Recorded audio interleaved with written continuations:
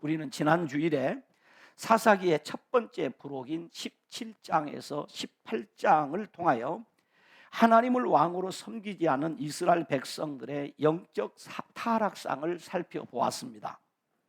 그러니까 미가라는 한 사람의 집과 타락한 한 내인이 우상을 만들어 마치 무당처럼 하나님을 섬기는 타락상과 사명을 포기하고 쉽게만 살려고 하는 단지파 사람들은 그 내인과 함께 새로운 정착지에서 성소를 만들고 무당처럼 하나님을 섬기는 영적으로 타락한 모습을 우리는 살펴보았습니다.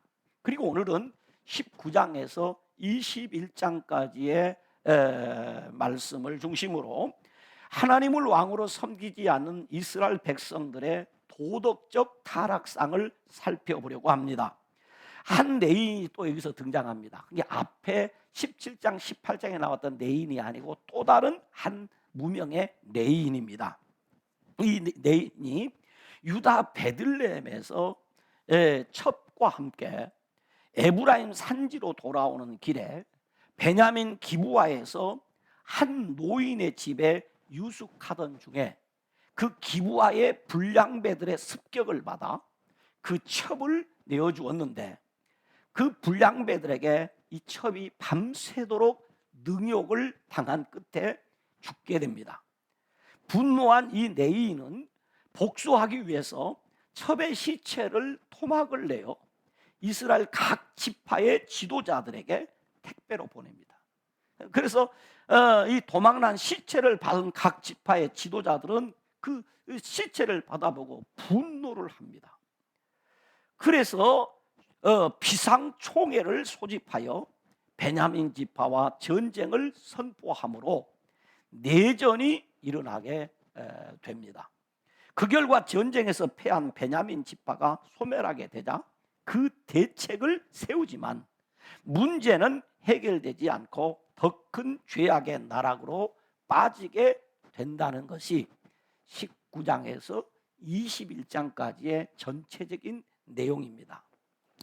그러므로 성경은 사사기의 결론을 이렇게 맺습니다. 우리가 읽었던 사사기 21장 25절 말씀에 그때에 이스라엘의 왕이 없으므로 사람이 각기 자기의 소견에 옳은 대로 행하였더라 라는 말씀으로 이 사사기의 끝을 맺음으로써 그들을 죄악에서 구원할 가장 위대한 왕이 필요하다는 것입니다. 다시 말하면 이 사사 시대에 하나님께서 그때마다 사사를 보내서 이스라엘을 죄악에서 구원하고 위기에서 구원하고 주변 이방 국가의 침략으로부터 구원했지만은 그 사사들은 완전한 구원자가 되지 못했다 이 말입니다. 이미 앞선 설교에서 말씀드렸던 것처럼 그들은 그림자였지 실체는 아니었다라는 것입니다.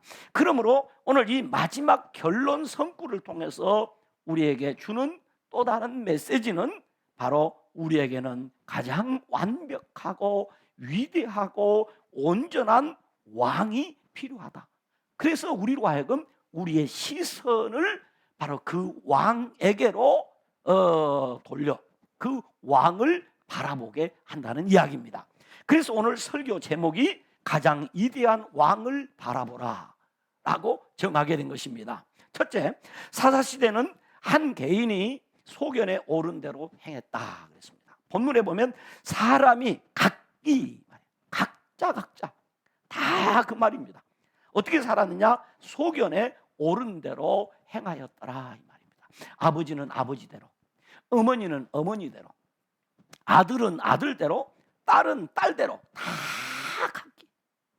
어찌 보면 오늘 현대를 사는 우리들의 모습이 어쩌면 사사시대의 모습과 똑같았는가. 이런 가족들이 다 자기 마음대로 삽니다. 자기 좋은 대로 삽니다. 그래서 가정에 어른이 없는 시대를 우리가 살고 있는 것과 같습니다. 그러니까 사람들이 표준도 없고 기준도 없이 각기 각기 자기의 소견대로, 자기의 생각대로, 자기가 본대로, 자기가 좋은 대로, 자기가 기준이 되어 살았다는 것입니다. 철저한 개인적 이기주의에 매몰되어서 사는 시대가 어떤 시대냐? 사사시대입니다. 그런데 여러분, 우리가 우리의 신앙의 표준으로 삼는 웨스트민스터 대교리 문답 제3문에 보면 이런 물음이 있습니다. 하나님의 말씀이 무엇입니까? 라고 묻는 그 물음에 답이 이렇습니다. 신구약 성경은 하나님의 말씀이며 믿음과 순종, 곧 신앙과 행위의 유일한 법칙입니다. 그런데 17장 이후 성경은 계속해서 제사장 나라 거룩한 백성들이 반드시 지켜 살아야 할 하나님의 말씀에 불순종하여 제사장 나라 법도를 어긴 그 사람들이 자기의 소견대로 살았는데 누가 그랬느냐? 백성들이 다 각기 그랬지만은 특별히 이 하나님의 말씀, 제사장 나라 거룩한 백성들의 지도자가 되는 레위인들이 이 하나님의 말씀을 어겼었다. 평범한 사람이 아니라 지도자들이 하나님의 말씀을 안 지켰다. 이 말은 다르게 표현하면, 물론 일반 성도들도 잘 지켜야 돼. 그렇죠. 그러나 혹 일반 성도들이 잘 안 지켜도 누구는 지켜야 되느냐? 지도자들은 반드시 이것을 지켜서 지키지 못하는 일반 백성들, 일반 성도들을 보고 그 지도자들을 보고 그 말씀을 지켜 살도록 해야 될 사람들이 하나님의 말씀을 지키지 않고 살았다 이 말입니다. 그러니까 이 레위인 사람들은 다른 지파의 사람들이 드리는 11조로 살아가는 바로 지도자 지파입니다. 지도자. 옛날이나 지금이나 우리가 지도자는 다르게 다른 기준을 가지고 다르게 살아야 한다는 변함없는 사회적 요구와 하나님의 요구가 있습니다. 그런데 오늘 레위인들이 지금 그렇게 못하고 있다고 하는 당시 시대상을 우리에게 지금 보여주고 있어요. 오늘 우리가 읽은 본문 사사기 19장에서 21장까지 나오는 그 핵심 인물도 누구냐면 레위인입니다. 한 레위인이, 이름은 누군지 몰라요. 밝히지 않았어요. 한 레위인입니다. 어쨌냐, 이 레위인이 첩을 취했습니다. 그러나 이 첩을 취했는데 이 첩이 어떤 일은, 이 첩이 또 행음을 했습니다. 이 문제가 아주 복잡하죠. 자, 그러니까 이 여인은 레위인의 첩입니다. 첩인데 이 여자는 또 다른 남자와 그런 일이 벌어졌다 이겁니다. 그리고 어떻게 했느냐? 친정으로 가버렸습니다. 가출한 거죠. 그러자 이 레위인이 이 첩을 찾지 않고 넉 달 동안 이 첩을 찾지 않습니다. 그러다 넉 달이 지난 다음에 돌아오지 않는 첩을 찾아서 이 첩의 친정으로 이 레위인이 갑니다. 그래서 거기서 이 첩의 장인으로부터 융성한 대접을 받으면 5일 동안 머물다가 이제 그 첩을 내리고 이제 돌아오게 됩니다. 돌아오는 길에 베냐민 기브아라는 그 지역에 이르게 됩니다. 그래서 그곳에서 하룻밤을 유숙하게 되는 거죠. 그러나 이 베냐민 기브아 사람들이 아무도 이 레위인을 맞이하지 않습니다. 당시에 아주 중요한 건 나그네가 그 지역에 머물게 되거나 나그네가 그 동네에 들어오게 되면 반드시 그를 맞이해서 손님을 접대해야 되는 것이 법이고 예입니다. 그런데 아무도 맞이하지 않습니다. 그러나 밤이 늦은 시간에 그곳에 와서 베냐민 지파 사람이 아닌데 그곳에 와서 사는 한 노인이 들에 가서 일하고 돌아오다가 이 한 레위인을 발견하고 그의 집으로 데리고 가서 그 집에서 이제 하룻밤을 머물도록 해줍니다. 그래서 그 밤에 이 노인과 함께 이제 식사를 하고 있는데 갑자기 이 기부와 불량배들이 노인의 집을 들여닥쳐서 노크를 하면서 바로 아까 온 그 레위인을 내어놓으라고 합니다. 성경 19장 20에 보면 그 노인의 집에 온 그들이 많아요. 그들이 마음을 즐겁게 할 때에, 이 그들은 그 노인과 내인입니다. 그 성읍의 불량배들이 그 집을 에워싸고 문을 두들기며 집주인 노인에게 말하여 이르되 내 집에 들어온 사람을 끌어내라, 우리가 그와 관계하리라. 누구를 끌어내라는, 첩을 끌어내라는 게 아닙니다. 내인, 그 남자를 끌어내라는 겁니다. 그리고 그 남자와 관계를 하겠다 이 말입니다. 그러자 그 집주인이 그 불량배들에게 말합니다. 자신의 집에 아직 남자를 가까이 하는 처녀 딸이 있다. 그 딸과 그리고 내인의 이 첩을 내어줄 테니 너희가 그들을 욕보이든지 너희 눈에 좋은 대로 행하되 오직 이 내인, 이 사람에게는 이런 망령된 일을 행하지 말라고 합니다. 마치 창세기 19장의 소돔과 고모라성 사람들의 모습을 보는 것과 똑같습니다. 그때 내인은 자신이 살겠다고 자신의 첩을 그 기부와 불량배들에게 내어줍니다. 그래서 결국 그 첩은 이 불량배들에 끌려나가서 성경 본문에 보면 어떻게 되느냐 하면 밤새도록 그 불량배들에 의해서 욕을 당합니다. 그래서 결국 이 여자는 이 새벽녘에 그 노인의 집, 그 내인이 유숙하는 곳에 와서 결국 집에 들어가지 못하고, 새벽녘이니까 문이 잠겼잖아요. 들어가지 못하고 거기에 쓰러져서 죽게 됩니다. 그런데 이 내인이 새벽에 일어나서 그 종에게 길을 떠날 준비를 합니다. 그리고 대문을 열고 나가니까 그 첩이 거기 쓰러져 있는 겁니다.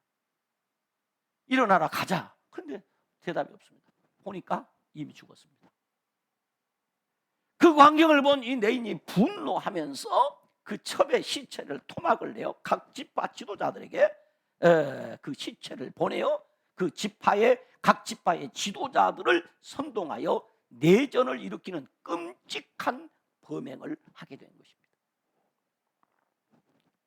이 말씀을 좀 정리하면 이렇습니다. 내인은 레위기 21장 7절에 제사장들은 부정한 창녀나 이혼당한 여인을 취하지 말지니 이는 그가 여호와 하나님께 거룩함이니라 라고 하신 말씀에 불순종하여 행음하여 집을 떠난 첩을 데리러 갔습니다.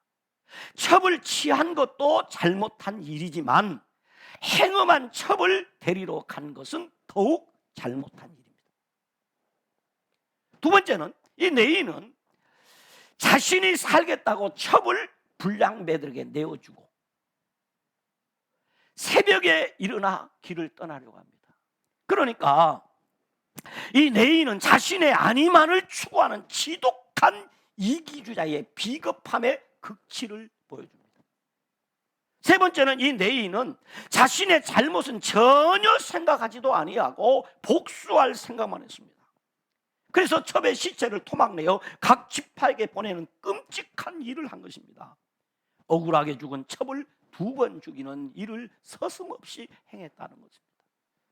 네 번째는 이 내인은 자신의 죄와 이기주의 행동 때문에 첩이 죽었는데도 그 모든 사실을 말하지 아니하고 첩의 시체를 도구로 각 지파의 지도자들을 선동하여 내전을 일으켜 수많은 사람을 죽게 했습니다. 가장 모범이 되어야 하고 기본이 되어야 할 내인이 하나님의 말씀대로 살지 않고 자기 소견에 옳은 대로, 자기 기분대로, 자기 감정대로, 자기 욕심대로, 자기가 본대로, 자기가 좋은 대로 삶으로 사회의 기초가 무너져 내린 것입니다. 다시 말하면 영적 기초가 무너졌다 이 말입니다. 여러분, 우리는 알아야 합니다. 영적인 것이 무너지면, 영적인 것이 붕괴되면 정치가 무너집니다. 정치가 무너지면 경제가 무너지고, 경제가 무너지면 사회 도덕 윤리가 무너지고, 모든 것이 무너집니다. 그런데 바로 그런 기둥이 되어야 되고 기초가 되어야 할 한 개인, 곧 내인이 소견에 옳은 대로 행했다 이 말입니다. 두 번째는 한 지파가 소견에 옳은 대로 행했습니다. 앞의 내용에서는 단지파 사람들이 자기의 소견에 옳은 대로 행하는 모습을 우리는 보았습니다. 그리고 오늘 본문 19장 이하에서는 베냐민 지파 사람들이 자기의 소견에 옳은 대로 행하여 지파가 소멸될 위기에 처하게 되었다 이 말입니다. 베냐민 지파 사람들은 어떻게 했습니까? 내인이 하룻밤을 유숙하기 위하여 베냐민에 속한 기브아에 들어갔을 때에 해가 졌는데도 아무도 그를 맞이해 주지 않은 사람들이었습니다. 두 번째는 기브아의 불량배들은 나그네를 사랑하며 괴롭게 하지 말라는 하나님의 말씀에 불순종하여 내인이 유숙하는 노인의 집을 에워싸고 내 집에 들어온 사람을 끌어내라, 우리가 그와 관계하리라고 하면서 겁박을 합니다. 이 기브아의 불량배들은 나그네를 압제하지 말며 학대하지 말라고 하는 이 하나님의 말씀에 불순종해서 내인의 첩을 끌어내어 윤관하며 밤새도록 능욕하여 죽게 한 것입니다. 더 기가 막힌 것은 이 사실이 알려져서 이스라엘 총회가 비상으로 모였습니다. 그러면서 이 총회에서 이 베냐민 지파 사람들에게 너희 중에 이 생긴 악행이 어찌 된 일이며 또 불량배들을, 너희들이 이 일을 저진 불량배들을 우리에게 넘겨줘서 이 사실을 조사하도록 하라는 요청을 합니다. 그러니까 이런 이스라엘 총회의 요구를 이 베냐민 지파 사람들이 거절해 버립니다. 왜 그렇습니까? 불량배들을 내어다라, 이 진상을 조사하여 잘못된 일을 바르게 잡자고 하는 이스라엘 비상총회의 요구를 거절할 뿐만 아니라 그들은 불량배를 옹호합니다. 그리고 병사들을 모아 전쟁을 준비했습니다. 범죄자는 정의의 심판을 받도록 하는 일이 옳은 일입니다. 그건 당연한 것 아닙니까? 그리고 혹 억울해도 총회의 결의에 순종하여 옳고 그름을 판단을 받도록 하는 것이 옳습니다. 여러분, 우리가 마찬가지입니다. 세상 살면서 억울한 일 안 당하고 사는 사람이 누가 있겠습니까? 억울할 때 있습니다. 그 억울할 때에도 어떻게 해요? 그래서 법이 있는 것입니다. 그래서 재판을 받는 것입니다. 그 잘잘못을 따져서 잘못된 것은 바르게 잡아야 되는 거예요. 억울한 일이 없도록 만들어주는 것이 법입니다. 그래서 이스라엘 총회가 모였던 것입니다. 그런데 마치 요즘 우리 한국 사회에서, 저와 여러분이 살고 있는 21세기 이 한국 땅에서 어느 한 정파 사람들은 마치 기브아의 불량배들이 죄를 범했음에도 자기 지파 사람이기 때문에 조사에 응할 수 없고 내어줄 수 없다고 하는 것처럼 어느 정파에 속해 있든지 간에 어떤 일이 잘못되어 있으면 옳든 틀렸든 그들은 우리 쪽 사람이니까 괜찮아가 아니라 우리 쪽 사람이기 때문에 더 바르게 판별해서 이 사회를 정의로운 사회, 공의로운 사회로 세워야 할 그 책임이 누구에게 있느냐? 지도자에게 있습니다.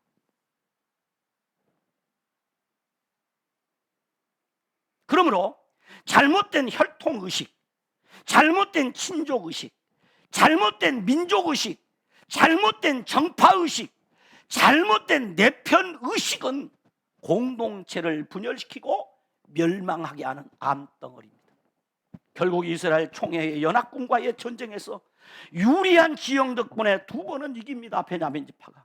그러나 3번째 전쟁에서 패전하여 베냐민 지파 그 지파 사람들 남녀노소를 불문하고 다 죽습니다. 심지어 짐승들까지 다 죽입니다. 그리고 전쟁에 나갔던 600명의 남자만 겨우 살아남게 됩니다. 얼마나 비참한 일입니까? 그러므로 내 소견에 옳은 대로 살면 안 되는 것입니다. 3번째는 이스라엘 총회가 소견에 옳은 대로 행했습니다. 좀 요즘 말로 말하면 어느 한 지도자가 소견대로 옳은 대로 샀습니다. 어느 한 정파가 소견에 옳은 대로 삽니다. 결국 나라가 소견에 옳은 대로 산다. 이 말은 나라가 망한다는 얘기입니다.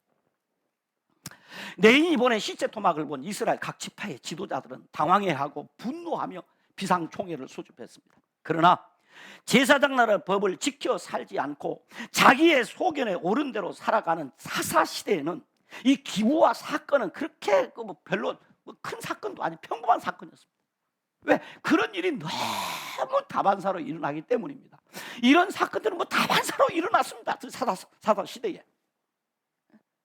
그런데 한 내인의 선동으로 비상총회가 소집이 되었습니다. 총회에 모인 지도자들은 내인의 자기중심적 상황 보고에 분노합니다. 냉철하게 문제를 보지 못하고 감정에 치우쳐 이성을 잃고 상황 판단 능력을 상실하여 공동체의 문제를 제대로 파악할 수 없게 되었습니다. 왜냐하면 총회가 자기 소견에 옳은 대로 행하고 있었기 때문입니다. 베냐민 지파를 제외한 모든 지파의 지도자들과 40만 명의 병사들이 회집된 이스라엘 비상총회는 모든 문제의 원인을 제공한 첩을둔 내인에 대한 처벌을 하지 않고 잘못된 결의를 하게 됩니다. 그 결의 내용은 이렇습니다. 첫째, 기부와 사람을 처단하기 전에는 절대로 집으로 돌아가지 않는다. 둘째, 제비뽑기로 모든 지파 중에서 10분의 1인 4만 명이 베냐민 지파와의 전쟁에 나간다. 세 번째, 11지파 사람들은 그들의 딸을 베냐민 사람의 아내로 주지 않는다. 결의를 한 겁니다. 총회에서. 네 번째, 총회 결의에 함께하지 않는 지파는 다 죽인다. 이처럼 이성을 잃은 이스라엘 비상총회는 베냐민 지파에게 무조건 총회의 결의에 따르라고 합니다. 그러나 베냐민 지파는 총회의 결의에 불복하고 병사를 모아 11지파 연합군과 전쟁을 선포하여 내전이 시작이 됩니다. 그런데 내전에서 예상을 깨고 이 베냐민 지파가 두 번의 전쟁에서 11지파 연합군을 이기게 됩니다. 이 막대한 사상자를 내게 된 거죠.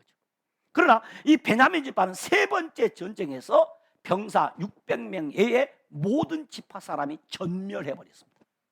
다 죽어버렸단 말이죠. 그래서 이스라엘 총회는 내전 사태 이후에 이유를 수습하기 위해서, 내전을 수습하기 위해서, 그리고 베냐민 지파의 소멸 문제를 해결하기 위해서 다시 두 번째 비상총회를 모입니다.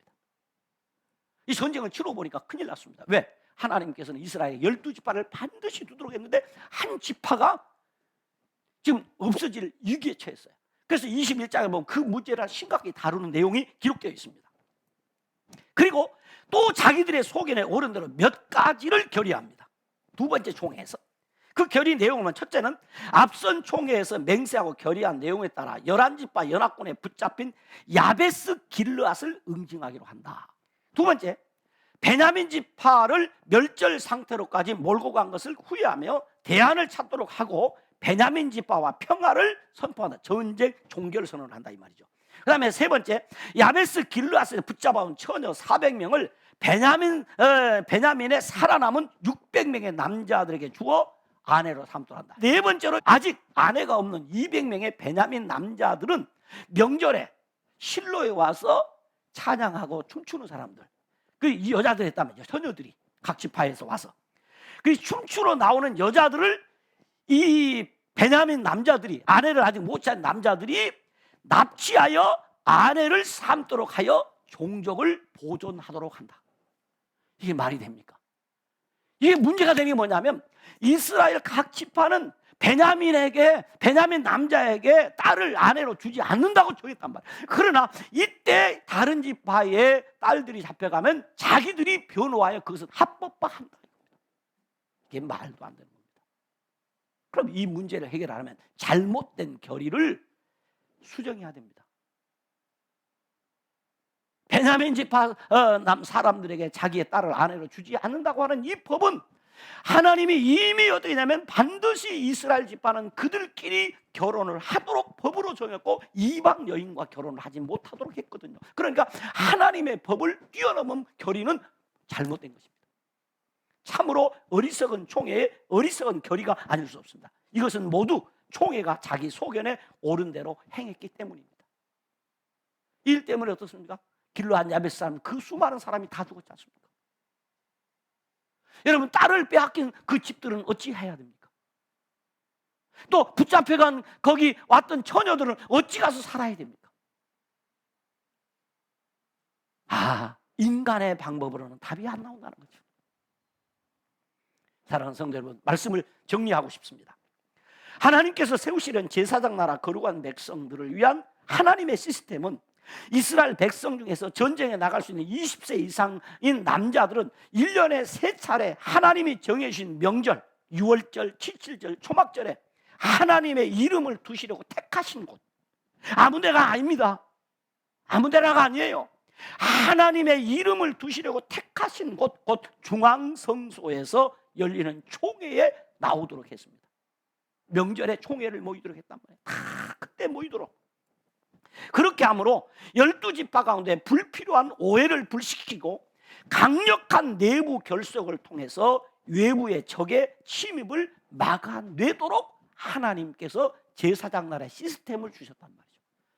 이스라엘 백성들은 48개 지방 관공서에서 안식일과 안식년과 희년을 효과적으로 관리하며 제사장 나라는 하나님의 말씀대로, 첫째는 하나님의 용서가 있고, 두 번째는 객과 고아와 과부와 나그네를 돌보는 이웃과의 나눔이 있으며, 세 번째는 민족과 민족 사이의 평화를 실현하는 거룩한 나라가 되어 모든 민족을 복받게 하는 나라가 되게 하는 것이 하나님의 계획이고 하나님의 뜻입니다.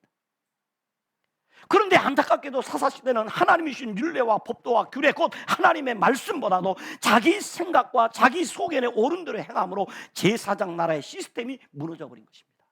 그러므로 우리는 이 사사시대를 반면교사로 삼아야 합니다. 이 사사시대를 반면교사로 삼아야 합니다. 이 반면교사란 말이 여러분 잘 아는 말이라 생각합니다. 그러니까 본이 되지 않는 남의 말이나 행동이 도리어 자신의 인격을 수양하는데 도움을 줄 때 사용하는 말이 반면교사란 말이죠. 사사시대에 우리가 배울 것이 없어요. 그러나 그 사사시대를 반면교사로 삼아야 되는 것입니다.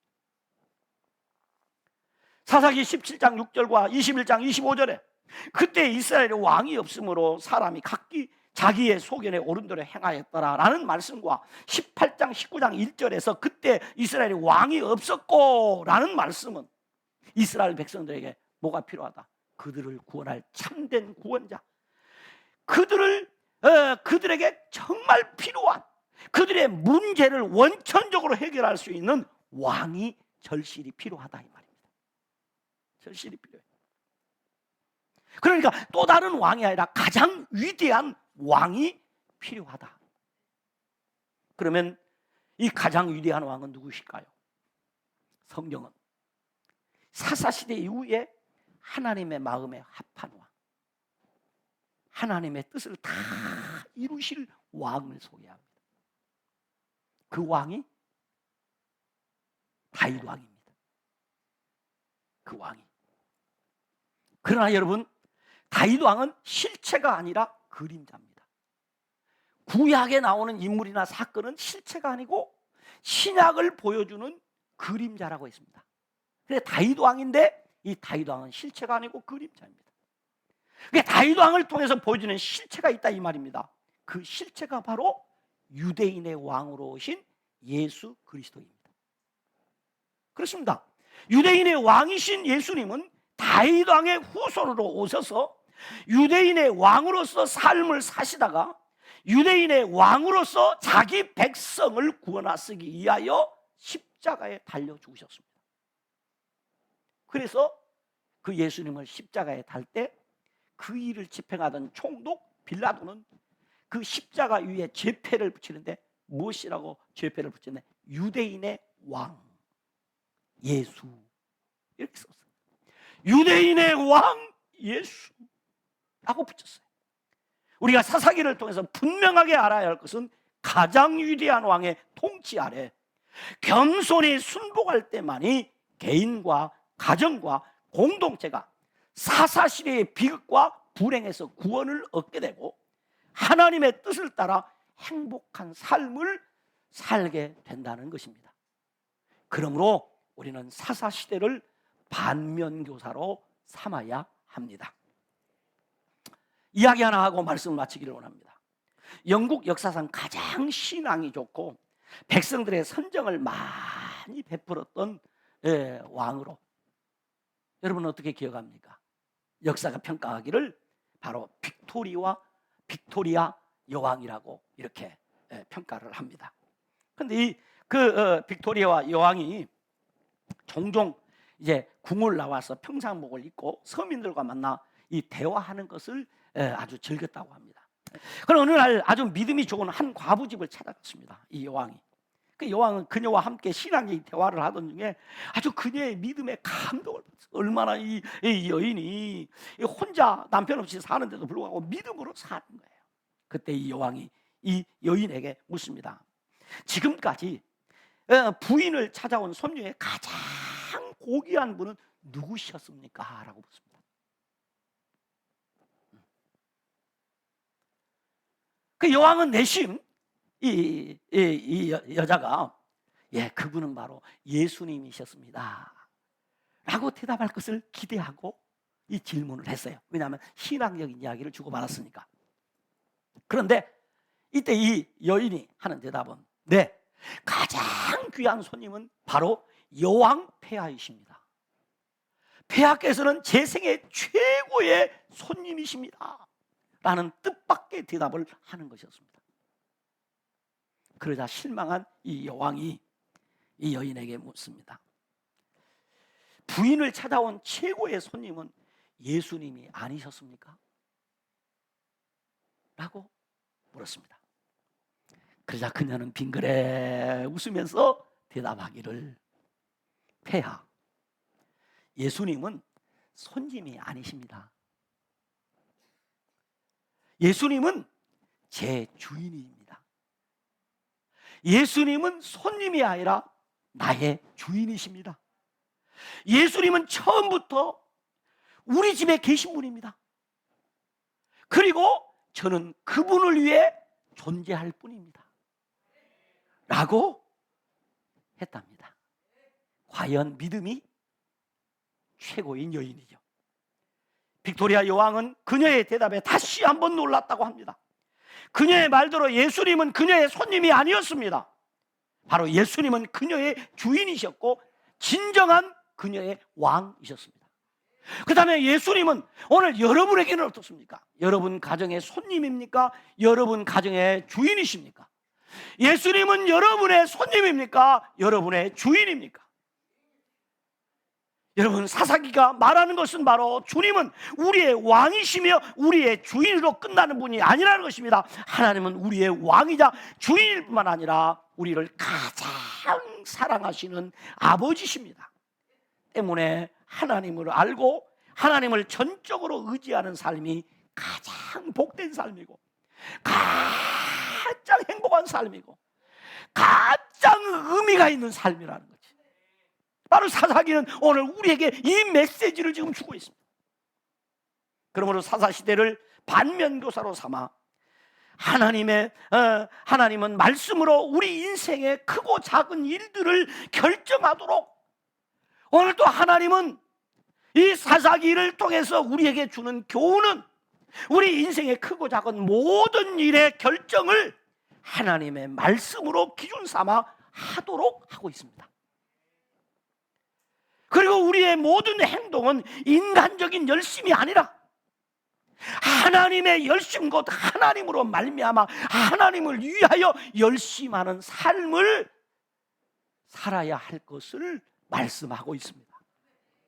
하나님이 주시는 하나님의 열심, 모든 크고 작은 일의 결정을 내 열심이 아니라 하나님의 열심으로 하나님의 말씀을 기준으로 하여 사는 그 삶이 가장 바른 삶이고 가장 복된 삶이며 가장 행복한 삶이라는 것입니다. 그러나 자기 소견에 오른 대로, 자기 좋은 대로, 자기 본대로, 자기 감정대로, 자기 기분대로 하는 그 삶은 이스라엘 백성들이 350년 동안 고생했던 사사시대일 뿐이라는 사실입니다. 그러므로 하나님을 왕으로, 하나님을 주인으로 모시고 가장 행복하고 가장 성공적이고 가장 아름답고 복된 삶을 사시는 우리 알곡의 성도들이 되기를 주님의 이름으로 축원합니다. 기도하시겠습니다. 하나님 아버지, 감사합니다.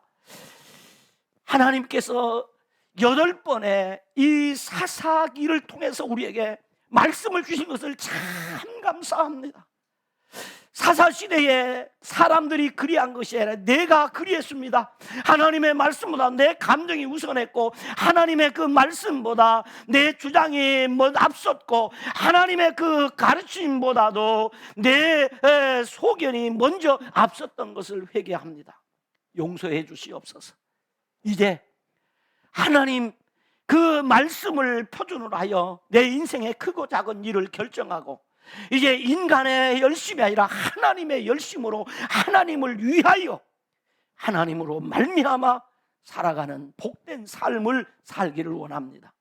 우리를 깨닫게 해 주시옵소서. 우리를 돌이켜 주시옵소서. 우리를 다스려 주시옵소서. 우리의 주인이 되어 주시옵소서. 예수님 이름으로 기도드리옵나이다. 아멘.